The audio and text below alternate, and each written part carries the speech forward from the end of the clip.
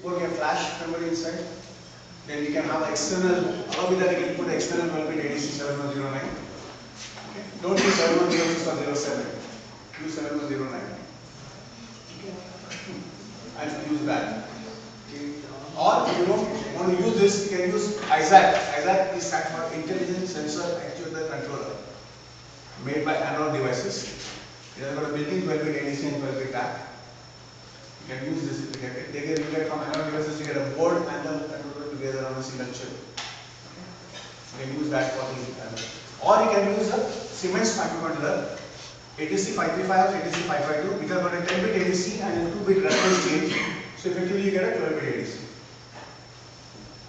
Now what should be the number of bits available in the ADC? Should I use 8-bit or a 12-bit? That's the question you must ask. Looking at what is the level of DC signal and what is the level of AC signal. If the DC is very large compared to the AC signal, you must go for a 12-bit ADC.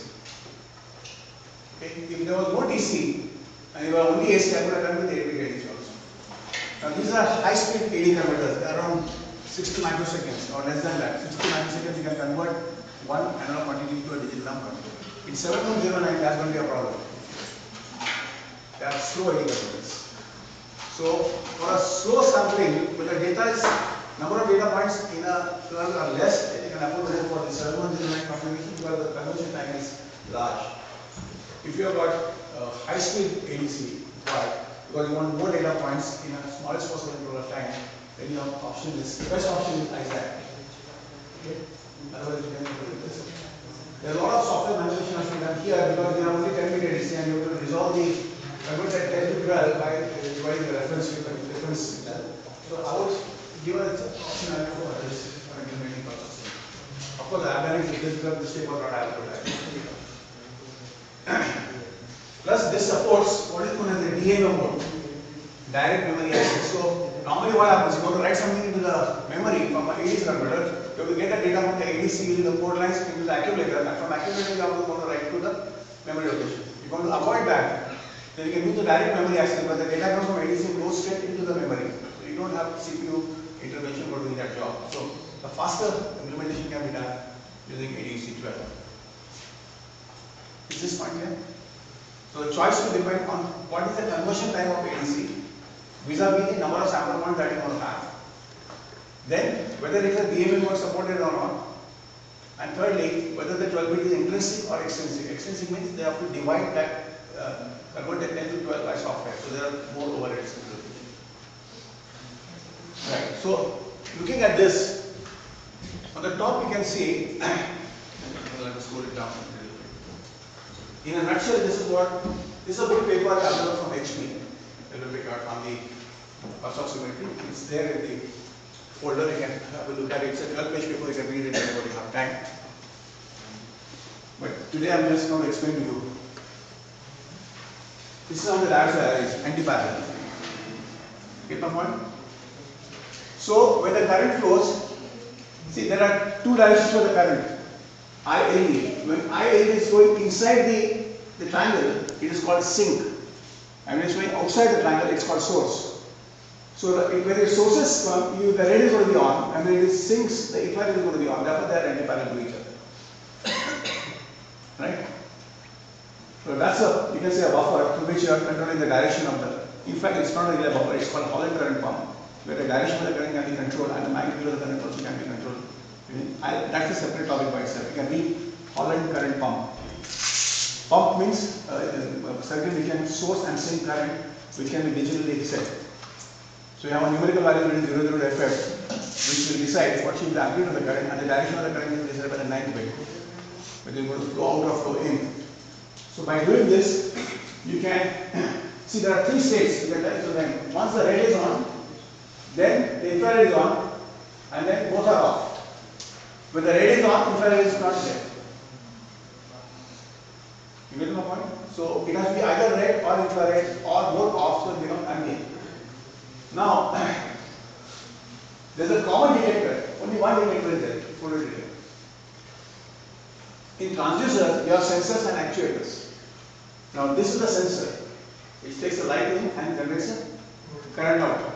And this is a transconductance amplifier, which will convert that current into voltage signal. Simple. In the feedback path, you put a resistance. So when the current flows through this, you get the output voltage proportional to the flow of current. Now, what will be the direction of the current? Is this the correct direction? Photodiodes, the reverse current will be proportional to the amount of intensity of light falling on it, not the forward current. So the direction is not correct. Or if you take this direction, you are going to get a saturation. You are not going to operate as a photodiode. You are going to make it a forward bias diode. Remember, this is something which you start working with the device will come to know. It's a reverse current which is proportional to the amount of light which falls on it. And that current is converted into voltage by this current voltage converter. And then you have 3 sample and load circuits. So once you switch the red, then you switch the infrared, then you switch the ambient. Now what you have done here, instead of having 3 channel ADC, you are using 2 channel ADC and you are doing analog subtraction. See, this signal, which is common ambient, is taken from the subtracted from these 2, red and infrared, and you get only 2 outputs. So with this method, what you are saving? You are saving 1 stack of memory for storing ambient light. You are doing analog subtraction. Are you with me? Yeah. But what happens? In analog subtraction, when you do it, you lose the information because you are not storing that information. If you want to know how the ambient light in this room changes as the passage of time, then you must have 3 channel AD converters so that you know that if somebody puts a tube light on, the ambient is going to be different, in the night the ambient is going to be different, in the day the ambient is going to be different. So if you want to make an ambient monitoring, don't put the LED on, you just put the detector on. This is ambient light and you can do the ambient light monitoring on this room. So advantage of using the analog subtraction is that you require 1 channel less, you also require 1 less stack. But you lose the information of ambient at the time. So that is subtracted at the analog signal level itself. Are you with me? What you lose by doing this method is the loss of information for post-processing. Okay. And this can be a major factor which can cause errors in the measurement on the reading. A very high ambient will give a DC level which will not allow you to see the AC. And you will get a signal as there is no drive flow. Because AC is very small compared to DC. Okay.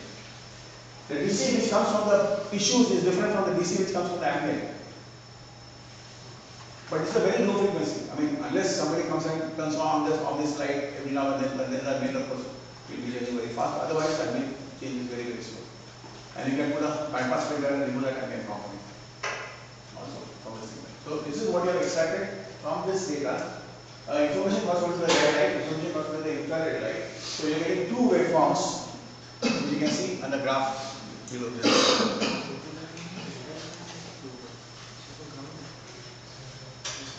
You can see this too. This is the infrared and this is the red.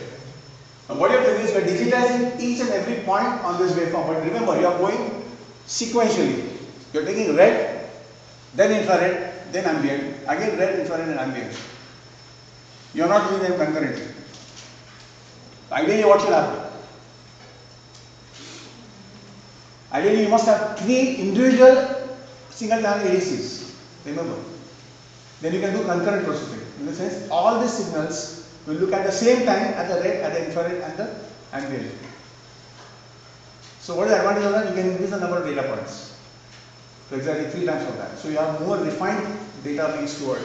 Because you are not losing information. Because you are doing red sampling, you are losing the information of red and ambient, different ambient. If you are doing infrared, you are losing the red and ambient. If you are doing ambient, you are losing red and infrared. So ideally speaking, what should happen is put the red, infrared and ambient together at the same time. Right? And then have 3 individual ADCs, not 3 channel ADCs, 3 individual ADCs which will do the processing in parallel. And you'll have 3 data points taken at the same time to snapshot, like look at the 3 signals, take a snapshot once, then second, then third. So all the 3 data points are taken at the same time, not sequentially. Get my point here? So this is the second approach, which is more expensive. Using a parallel 3 ADC would cost you more hardware. And it also cost you more in terms of memory because you're going to have larger number of data points now. Here what happens is you get 1/3 data points for red, 1/3 for infrared and 1/3 for ambient. So you are talking about 300 data points. It would be 900 data points if you do a snapshot of parallel 3D conversion. Are you understanding this difference? So if you want more data from the curve, I would recommend to go for a 3 parallel ADCs working on the 3 analog signals separately.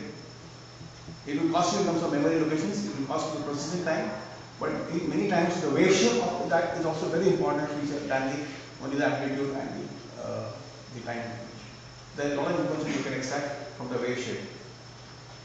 That is what is the bandwidth of that, what is the 3 dB points of that curve. You can count that, you can make out. You know what is 3 dB points. You have the top point, you take a 0.7 of that, and this is a 3 dB point. You can the 3 dB width, and 3 dB width can also give you information about whether the patient is sleeping or whether he is standing, in what conditions the data is taken. And that also information can be used to remove the noise component. Now this information has a lot of noise, as I told you, the radiated noise, the conducted noise, a low frequency shift because of the DC and the ambient signal. When the patient moves his hand from one place to the other, there is a DC shift which is going to take place. Then there is a cautery machine which is being operated in the hospital that generates a radiated noise which will also affect this bleeding. So you will make a more and more costly instrument, or rather good instrument. You are going to take care of all these noise components and remove them from the analog information that you have stored. It's very easy, right? You take a moving average and you can remove the high frequency component. You know that, that's the standard method. And from the data, if you remove the moving average, you get a high frequency component. So you can remove the noise. There are various algorithms available for removing the noise digitally as well as remove the noise at this level itself. You can also write a filter here, analog filter design, and you can remove the high frequency noise and the low frequency traits. Best is to put a band pass filter.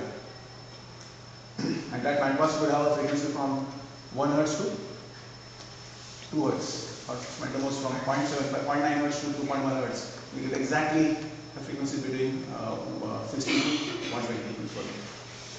Everything else will be cut off. Plus, the sampling itself generates a noise. When you are doing sampling, it generates a noise by itself. So, must do a sampling at a much higher rate. What's the request criteria? 2 times this input signal. It's not. That's only going to give you only 2 data points. The more the data points you want, the more should be the sampling frequency compared to original. If you want 1000 data points per signal, if the original frequency is say 1 Hz, the sampling frequency has to be 1 kHz. So this is something which you, unless you start writing algorithm and programs, you will not be able to appreciate those fine details, because when you reconstruct this the data on a screen, on a CRO, you find the original signal is seen on a switcher, and you create the recreated signal. The signals will not match because you have created what is known as quantization error. And to remove the quantization error, the correct method is to do parallel sampling. Are you getting my point? One thing is you are not doing, you are doing sequential sampling, that's why you are losing information. But you are saving on the memory. But if you do parallel sampling, you get all the 3 data points at the same time, but you are going to cost you in terms of memory and the processing time. But you are very close to what the real world is. But what is happening? You are also putting the radon and infrared on simultaneously. So it is going to cost you power. So you have to weigh all these things with respect to the final end result that you are interested in. Suppose I am making only a fingertip sensor, I don't have to put all this noise elimination and everything. Anyway, that's a very crude method to find out whether the person has oxygen level which is close to 97, 98 or not. It doesn't really matter whether it is 94 or whether it is 99, because he only sees that he doesn't require oxygenation. But if it's an ICU, you have to be very careful about every one point, that is whether it is 87, 86, 85, and there if you make any errors in the measurement, you have it. You can lose the patient. So the intricacy, the application, end application will decide what should be the choice of ADC, what algorithm you would like to use, and then lastly, when I said you want to create a log of the patient's information over the entire 3 or 4 days, you require a large amount of memory, either within the oximeter or you can have the external memory bank. Keep on dumping this data into the external bank, and then that's where the cost goes up. Okay, now what cosmetics can be added to this is that you can give a connectivity which is called the internet connectivity for this embedded product by putting a hardware stack, a 5-layer hardware stack onto the board. Like, for example, you get boards like this. Okay, there's a lot of area available. This is a ARM microcontroller which is sitting here. And you have a standard, you can have a alphanumeric or a graphic display, whichever you want. You can add a Bluetooth chip, you can add a Wi-Fi chip, you can add an Internet chip. Internet chip is made by VIisit. So VIisit gives you a hardware 5-layer stack. So as if you are writing to 8279, you can write to that chip, and that will take care of sending the data onto the Internet, the local area network. Once you have a local area network, Internet is not required. Are you with me? If you have got a MAC address for this board, which you get by putting the visit chip, this board becomes unique.